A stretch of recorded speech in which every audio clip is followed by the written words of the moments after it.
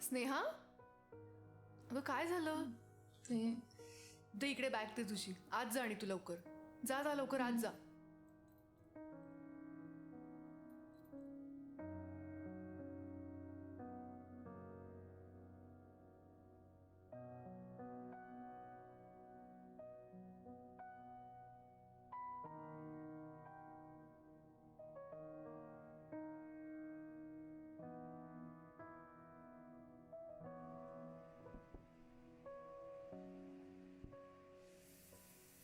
ऐक, मी इथेच आहे किचनमध्ये.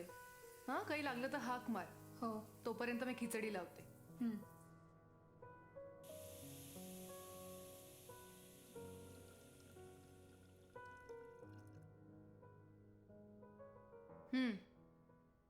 थँक्यू. त्रास होतोय? पण स्नेहा, आपली प्रकृती जर नाजूक असेल तर पहिल्या दिवशी सुट्टी घ्यावी ना. अगं नाही लक्षात राहत आता कामाच्या गडबडीत. आणि आता मी दिवस मोजणं पण बंद केलंय. नाही, म्हणूनच त्रास होतो तुला. आधी दुर्लक्ष करायचं आणि मग त्रास होतोय म्हणून ओरडायचं. ऐक ना, आत्ता कुठे 2-1 वर्ष झालं मी घरापासून लांब राहते. आधी या दिवसात घरात राहायचंच ना. तोच जरा बरा ऑप्शन आहे तुझ्यासाठी. कारण काम केलं की थोडी दगदग होणारच आहे तुझी. तुझं ठीक आहे ग, तुला पहिल्यापासून एकटीने हँडल करायची सवय. मला घरात होते ना तेव्हाच नको नको व्हायचं. म्हणजे सोड ना, मला नाही बोलायचं आता. तुझे मागच्या आठवड्यातच संपले ना? कळलंही नाही ग तुझ्याकडे बघून. एवढं काही नाही ग, नेहमीची दुखणी असतात ती. But you have to deal with it without complaining. Great. मला सांग, काकूने कळवलंच ना? सिरियसली, निदान आयडिया तरी. मी तिला सांगणंच बंद केलं हल्ली. तिच्या 100 चौकशा, 100 सूचना, 100 प्रश्न मला नको नको होतात. अगं पण सांगायला नको का? ऐक ना, ती स्वतःच इतकी स्मार्ट झाली आहे ना, आजकाल स्वतःचा अंदाज घेऊन फोन करते. उद्या येईलच तिचा फोन, बघ तू. नाही, 1 मिनटं. चौकशी आणि सूचना कसल्या? नाही म्हणजे माझा बाबाही त्या दरम्यान मला खूप इन्स्ट्रक्शन्स देतो. ऐक ना, तू तुझ्या बाबांची आणि माझ्या आईची तुलनाच करू नकोस. तुझे बाबा खूप कूल आहेत, त्यामुळे तू शांतच बस. अगं पण इथे प्रश्न कूल असणं नसण्याचा नाही आहे, तर माणूस काळजी करतो याचा आहे ना. तुला माहितीये का माझ्या घरी कसं असायचं? तांब्या उपडा पडला ना की घरातला एक कोपरा राखीव असायचा. तिथेच सगळं उठणं बसणं, अगदी जेवणाचं ताट सुद्धा ना आधीच बाजूला काढून ठेवलेलं असायचं. पाणी प्यायचं म्हटलं ना तरी 4 वेळा ओरडावं लागायचं, तेव्हा 4 कोस दूर ठेवणार तांब्या.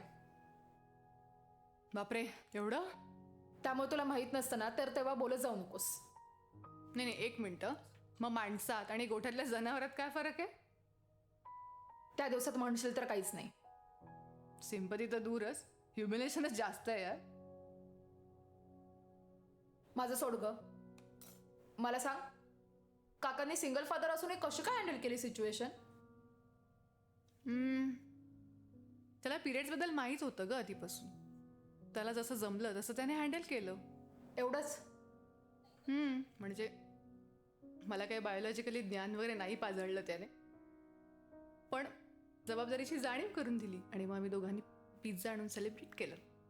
वाव, म्हणूनच मी त्यांना अंकल कूल म्हणते. ट्रू. शेजारच्या काकू मला येऊन बच्चन देत होते यावर. त्यावर तो म्हणाला की ऐकून घे, हो हो म्हण आणि दुर्लक्ष कर. आमच्याकडे एक्झॅक्टली उलटं होतं. आईने आणि काकूंनी शिरा करून साजरं केलं होतं. मग प्रॉब्लेम काय त्यात? पुढे सूचनांची लिस्ट तर ऐक. आता तू मोठी झाली आहे, सांभाळून राहायला पाहिजे, उगाच हुंदडणं बंद कर, पुरुष मंडळींसमोर झुकून राहायला पाहिजे, 4 चौकात आगाऊपणा बंद, ब्ला ब्ला ब्ला. नाही, त्यांना म्हणून त्यापेक्षा एक साखा दंड द्या, तो जास्त सोयीचा आहे. मला तर इतका राग यायचा ना. सोड. Okay, relax.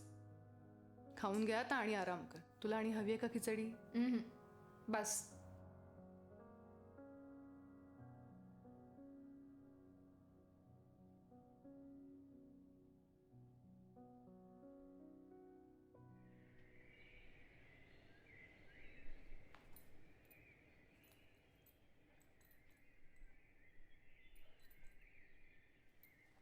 येते ग. काय काय काय हे काय सगळं? काही नाही, पहिले श्रेयाकडे जाणार आहे आणि मग शॉपिंगला. एक मिनटं. आणि ऑफिस? ऑफिसला सुट्टी आज. कसली सुट्टी? आणि का? अंकिता, काही नाही होणार आहे. तसंही काल बॉसने बघितलंय मला किती त्रास झालाय ते. उलट त्यानेच फोन करून सांगितलं काळजी घे, त्यामुळे आजचं सॉर्टेड. आणि तुला याचं काहीच वाटत नाही, राईट? स्नेहा, आज तू तुझ्या ऑफिसच्या डेस्कवर काम करायला हवं होतंस किंवा घरी आराम करायला हवा होतास? एवढं काय आहे त्यात? बऱ्याच मुली करतात असं. आणि बॉसही मला काही बोलू शकत नाही, त्यामुळे तू जरा चिल मार. मी जरा स्पष्ट बोलू का आता? तुला आवडणार नाहीच आहे नेहमीप्रमाणे. नाही, बोल ना. हे मला एथिकली आणि मॉरली अजिबात आवडलेलं नाहीये. का? अगं, व्हॉट डू मीन का? म्हणजे तुला आता मी जे काही सांगेन ते ऐकायचं नाही असं तू ठरवलंयस का? तू हे जे काही करतेस त्याला पार्शली विक्टीम कार्ड खेळणं म्हणतात स्नेहा. तुला कळतंय का तू किती चुकीचा आरोप करतेस ते? आणि तेही एक मुलगी असून. हे बघ, एक मिनिट, यात मुला मुलीचा काय संबंध आहे? हा, तुझ्यासारख्या मुलींमुळे मुलं नेहमी आपल्यावरती विक्टीम कार्ड खेळण्यासारखे अलिगेशन्स लावतात. त्याला तुझ्यासारख्या मुली जबाबदार आहेत. कळलं अगं, तुला? त्यांचं काय जातंय नाही, बोलायला? नाही, एक मिनिट ऐकून घे जरा माझं पूर्ण. तू बोल. त्यांना असं वाटतं की मुली कारणाकडून घरी बसतात म्हणून, पण त्यांना काय माहितीये ना की इथे मुली शॉपिंगला वगैरे जातात ते. त्यांचं काय जातंय बोलायला?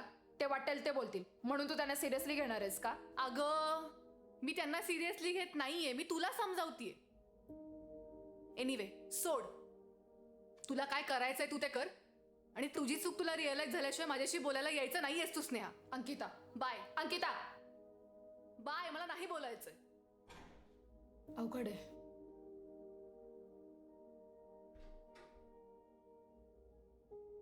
हॅलो. तू आल्या आल्या दिसली नाहीस ना, तेव्हाच मी ओळखलं होतं की गिल्टमध्ये येऊन तू नक्कीच ऑफिसला गेली असणार आहेस.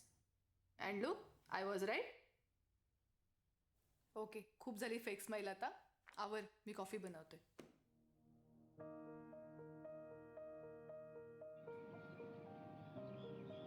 थँक्यू.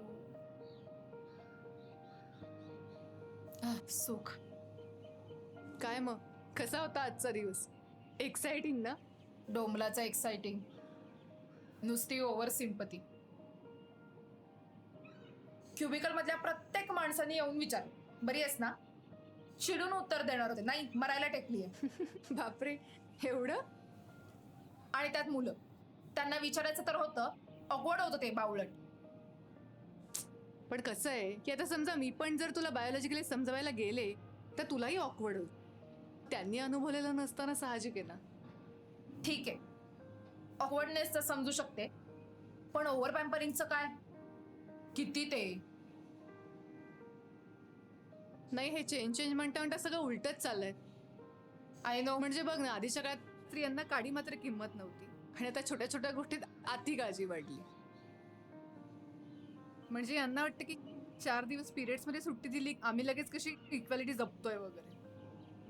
हे बघ, मेसेजेस मध्ये पण तेच, काळजी घे. कंटाळा आलाय मला तर. आय एम सो सॉरी, मी तुला ऑफिसला पाठवलं. खरंच, you should feel guilty. I mean, जिथे हवंय तिथे इक्वॅलिटी नाहीये आणि नको तिथे ओव्हर कम्पेन्सेट करण्याचा प्रयत्न करताय. ओके, रिलॅक्स ना आता, चिल मारत. अगं, पण मला हे कळत नाहीये, let us be ourselves ना. Just treat me as a normal human being.